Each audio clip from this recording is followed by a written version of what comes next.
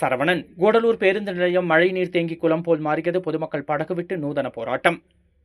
நீலகிரி மாவட்டத்தில் கடந்த சில நாட்களாக தொடரும் மழையால் கூடலூர் பேருந்து நிலையம் மழை நீர் தேங்கி குளம் போல மாறியுள்ளது. இதனால் முதியவர்கள், குழந்தைகள் என்று அனைத்து தரப்பினரும் அவதியடைகின்றனர்.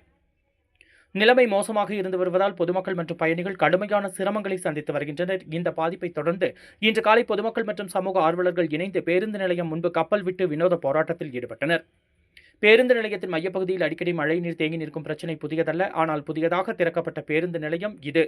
சீரமைப்பு மற்றும் வடிகால் அமைப்புகள் சரியாக பராமரிக்கப்படாமை காரணமாக நிலைமை மிக மோசமாகி இருக்கிறது. பயணிகள் கால் மூழ்கும் அளவிற்கு தண்ணீரில் நடந்து செல்ல வேண்டிய சூழ்நிலை ஏற்பட்டுள்ளது. பொதுமக்கள் மிதக்கும் பேருந்து நிலையம் வேண்டாம், உடனே நடவடிக்கை எடுக்க வேண்டும் என்று முழக்கமிட்டனர். இந்நிலையில் சிலர் சின்னஞ்சிறு கப்பல்களை தண்ணீரில் விட்டு பார்வையாளர்களை திருப்பி பார்த்தனர். இது சமூக வலைதளங்களில் வைரலாகி வருகிறது.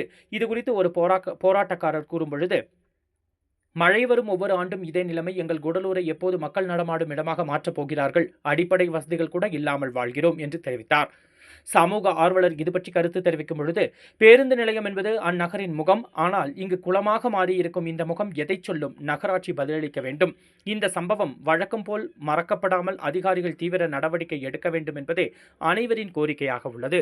கோவை நீலகிரி செய்திகளுக்காக எமது சிறப்பு செய்தி ஆசிரியர் தமிழ் வெங்கடேசன்.